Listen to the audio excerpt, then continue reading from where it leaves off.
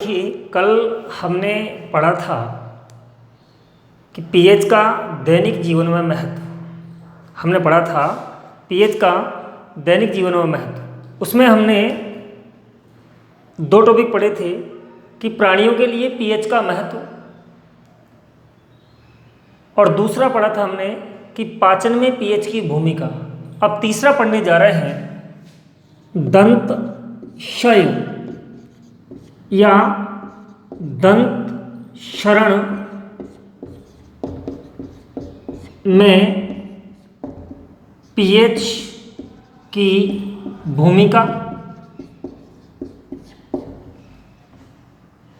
तो दंत क्षय या दंत क्षरण में पीएच की क्या भूमिका होती है, पीएच का क्या महत्व होता है दंत क्षय में। तो या तो प्रश्न इस तरह से आता है या प्रश्न सीधा सा आता है कि दंत क्षय क्या है, दंत क्षय या दंत क्षरण को समझाइए। इस तरह का प्रश्न है शॉर्ट में। लॉन्ग में जो आएगा वो तो हमको लिखना ही है, देखना है। तो अब यहाँ पर देखिए कि दंत क्षय होता क्या है, दंत क्षरण होता क्या है। आप सभी जानते हैं कि सामान्यतया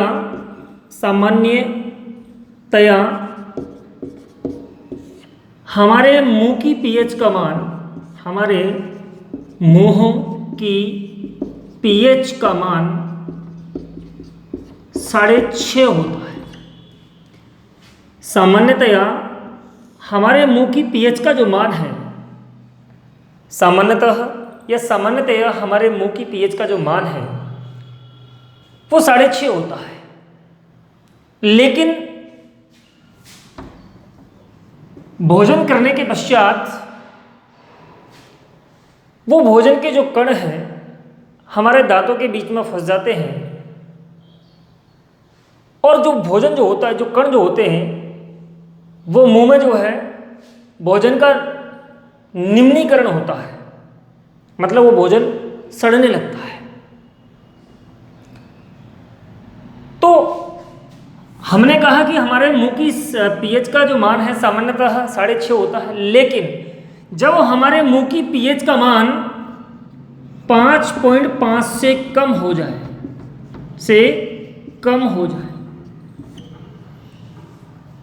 सामान्यतः पीएच का मान ये होता है, लेकिन यदि पीएच का मान 6.5 से गिर करके 5.5 से कम रह जाए, यानी हमारे मुंह की पीएच का मान यदि 5.5 से कम हो जाता है, तो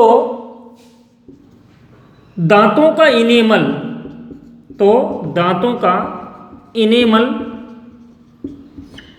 जिसे अपन कहते हैं दंतवल्क,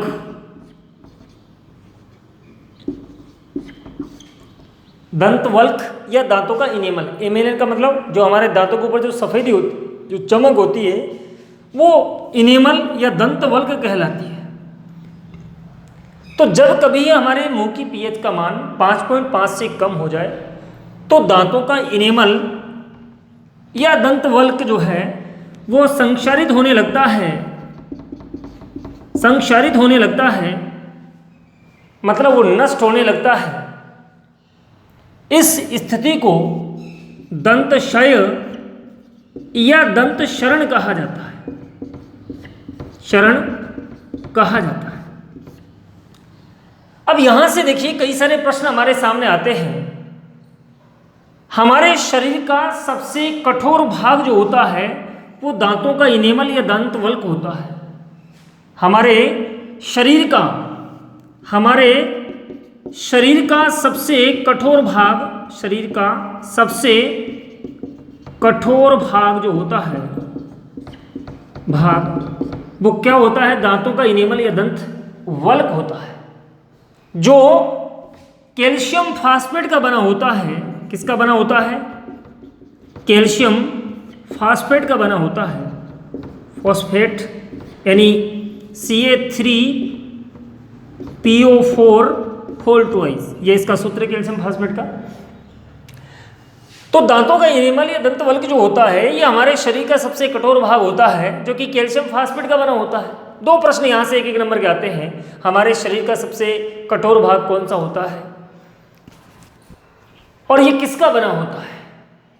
तो हमने कहा कि हमारे मुंह की पीएच का मान सामान्यतः 6.5 होता है, लेकिन जब कभी पीएच का मान 5.5 से कम हो जाए तो दांतों का एनिमल या दंतवल्क जो है वो संक्षारित होने लगता है, नष्ट होने लगता है। इस स्थिति को दंतक्षय या दंत क्षरण कहा जाता है।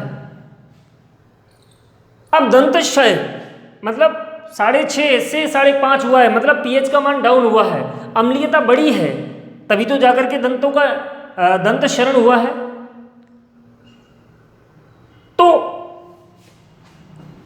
इससे बचने के लिए क्या किया जाना चाहिए कि भोजन के उपरांत क्षारीय टूथपेस्ट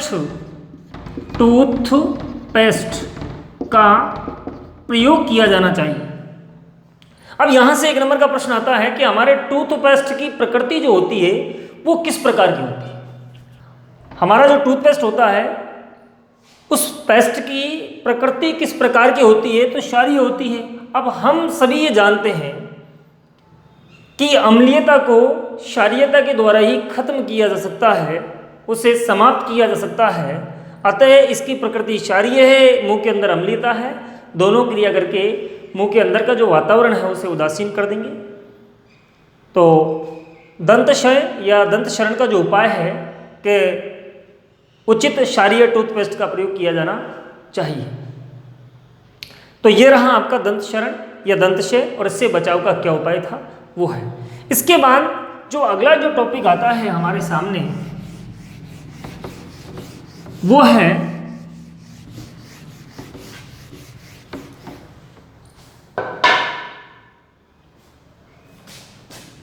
कीटों द्वारा, ये चौथा पॉइंट इसका, ये तीसरा है, कीटों द्वारा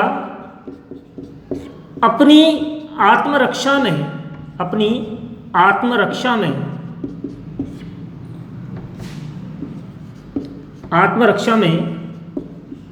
पीएच का, कीटों द्वारा अपनी आत्मरक्षा में पीएच की भूमिका या पीएच का महत्व। अब आप सभी जानते हैं कि जितने भी जो कीट होते हैं, ये सभी कीट जो है अपनी आत्मरक्षा करने के लिए डंक मारते हैं। तो अपनी आत्मरक्षा में उन्होंने जो डंक मारा है, इस डंक के अंदर अम्ल होता है फार्मिक अम्ल जिसे अपन कहते हैं, फार्मिक अम्ल होता है। किस किस में होता है? मधुमक्खी के डंक में जो है ये अम्ल पाया जाता है। उसी प्रकार से विभिन्न जो कीट हैं उनके अंदर ये पाया जाता है। इसके अलावा लाल जो चींटी होती है, लाल चींटी के अंदर भी जो है यही फार्मिक अम्ल, जिसका IUPAC जो नाम है वो मेथेनोइक अम्ल है, ये पाया जाता है।